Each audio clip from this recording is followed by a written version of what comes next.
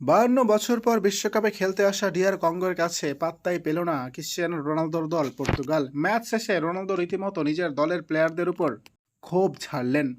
বললেন, আমি বহুবার বল পাস চেয়েছি, তারা আমাকে বল পাস দেয়নি। যাও দুই একটা বল দিয়েছে, ভাগ্যক্রমে সেটি আমি গোল করতে পারিনি।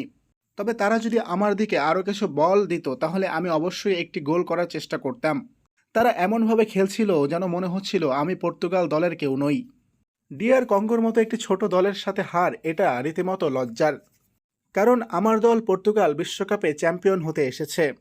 সেখানে আমার দলের আমার সতীর্থরা যদি এরকম করে, তারা যদি নিজেদের মধ্যেই বন্ডিং ঠিক না রাখে, তাহলে আমরা কিভাবে এগিয়ে যাব? আজকের ম্যাচটা এমন না হলেও পারতো। যদি আমার দলের প্লেয়াররা আমাকে ঠিকমতো পাস দিত তাহলে হয়তোবা আমরা আরও কয়েকটা গোল দিতে পারতাম।